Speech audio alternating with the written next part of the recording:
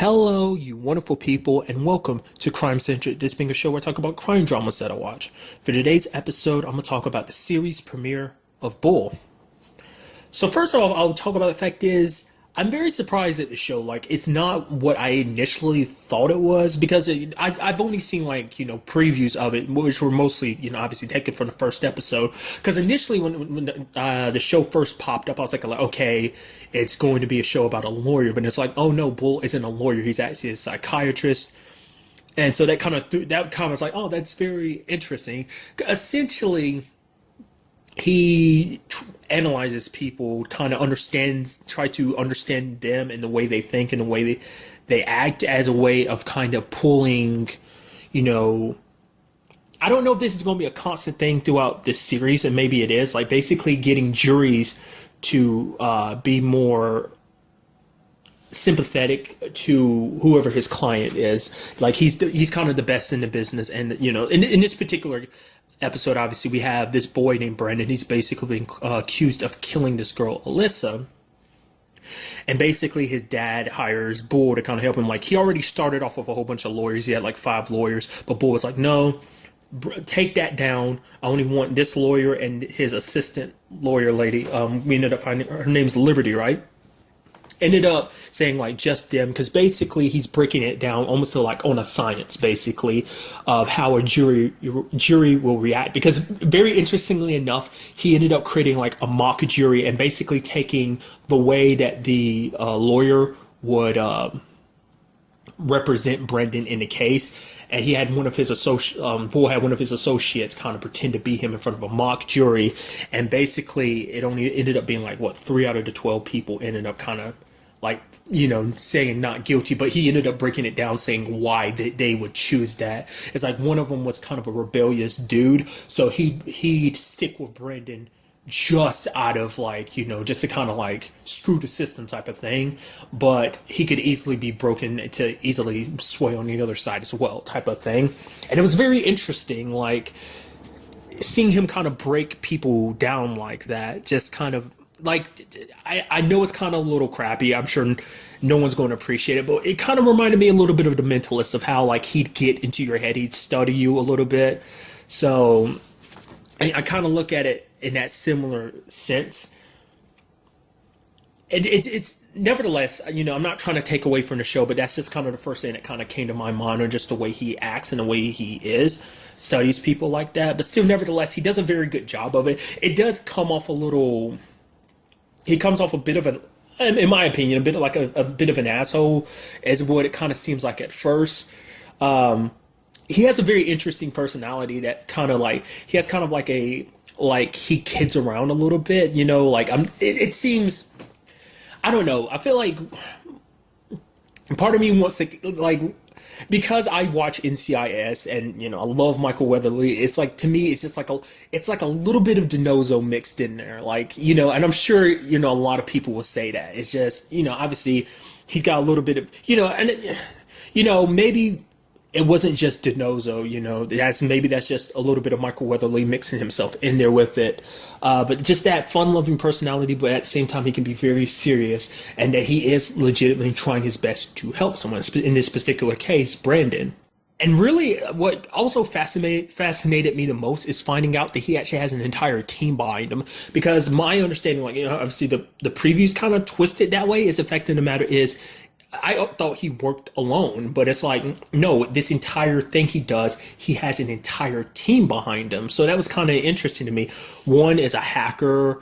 One, it seems like she might be, because she was like, oh yeah, I know this guy from when I was working with narcotics. So an ex-cop.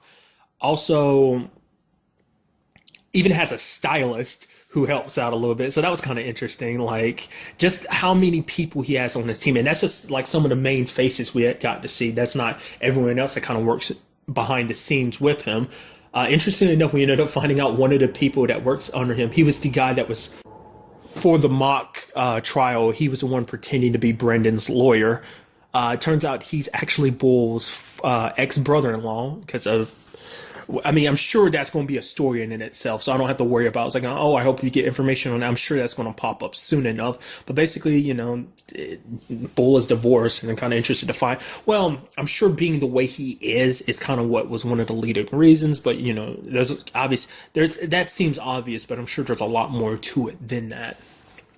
But let's basically break down like this case because it's very fascinating because it's like essentially everyone would kind of be against Brendan because it's like, well, he's like he's the son of a rich dude and everyone thinks that rich dude is a douche.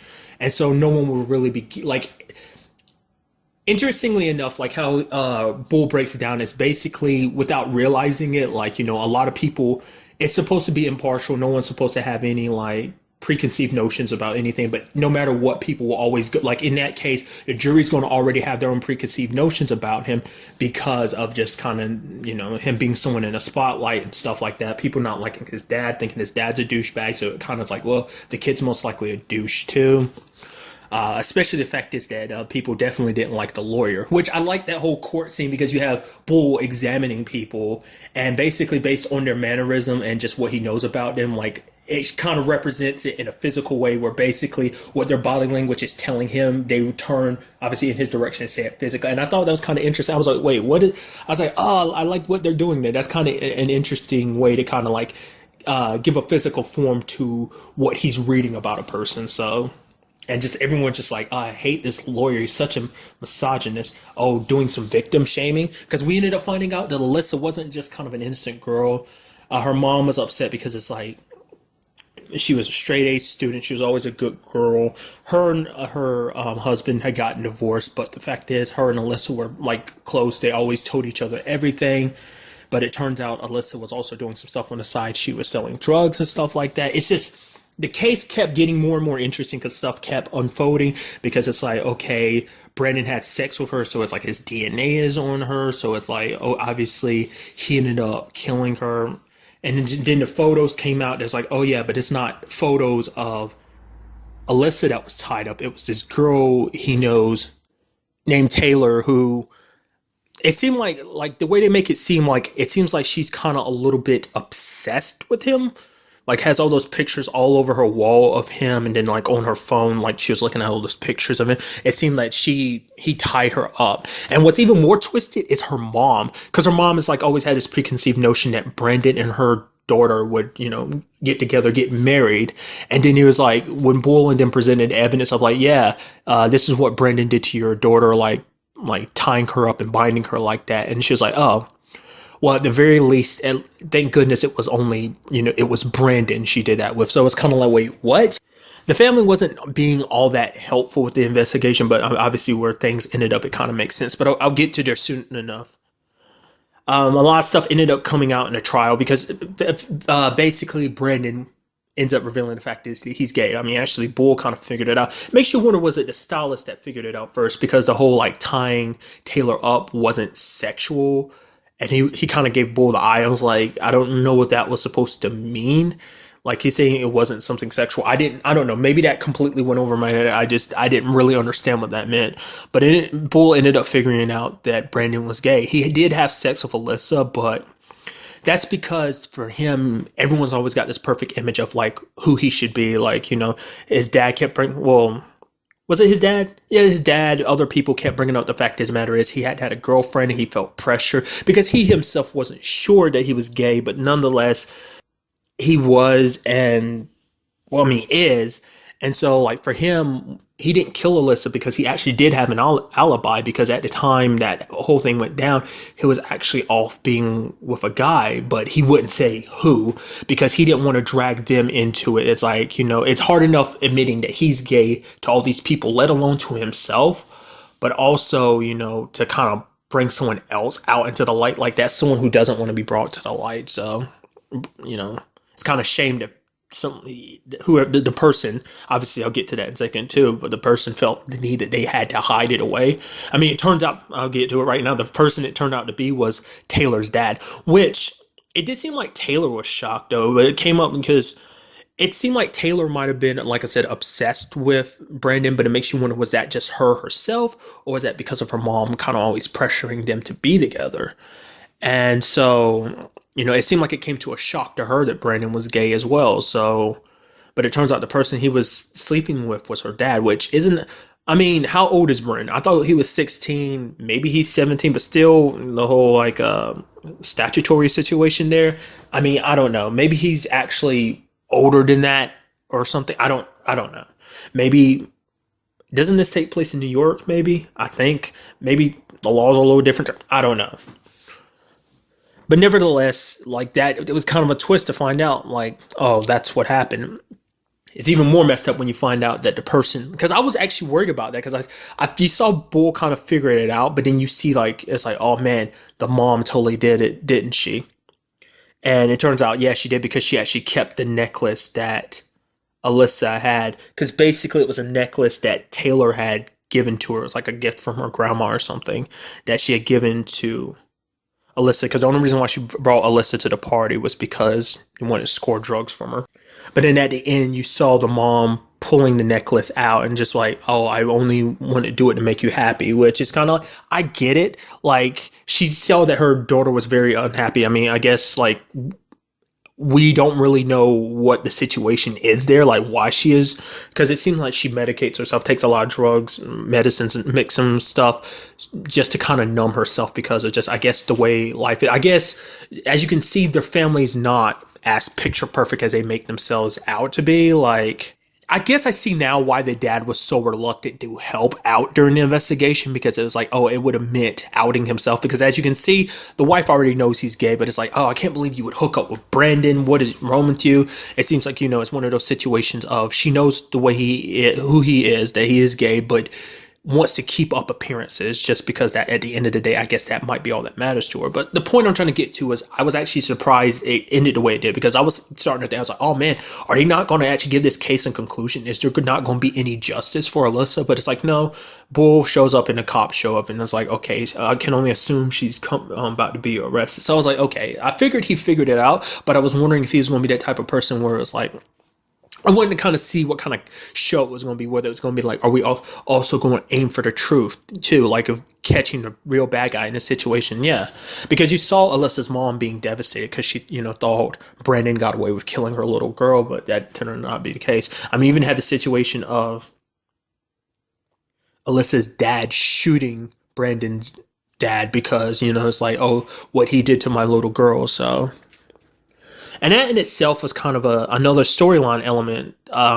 It makes you feel even worse for Brandon, because Brandon comes off, at the very beginning, like he's like, he's such a dick. He's a bit of an asshole. Even Bull kind of calls him out for it. It's like, you see all these people here trying to help you, and you're acting a bit like a dick.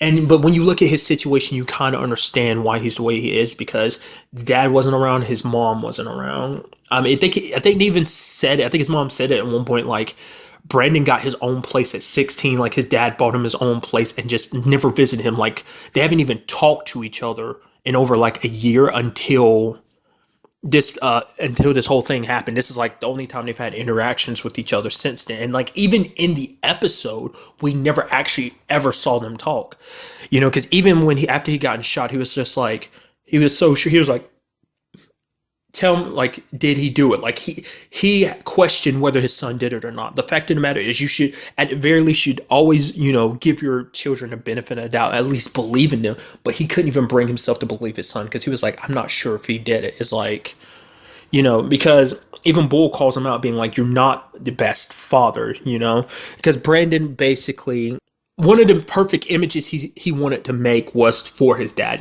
because it's, in a way, he wanted his father's love and attention. Specifically, he wanted any father figure, and maybe that's why he got close to Taylor's dad, was because it's like, oh, this is someone I can confide in, someone who's like me, who feels like they have to hide themselves away to fit this perfect little bubble that everyone else creates for them. So, and even Bull used the example of like, you have a dad who, like, taken just as an example, not specifically talking about him, but saying an example of like when you have a father and a son, and the father never says, I love you. He never says, I'm proud of you, because he doesn't feel that way.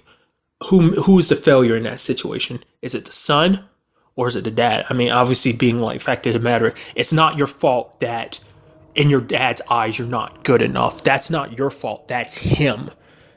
Him not being a better person, you know, like he's not a good dad. Like I said, he never even like once through the episode talked to Brandon, because there was even a situation where we even saw it in this episode when it came to telling Alyssa's mom about what happened.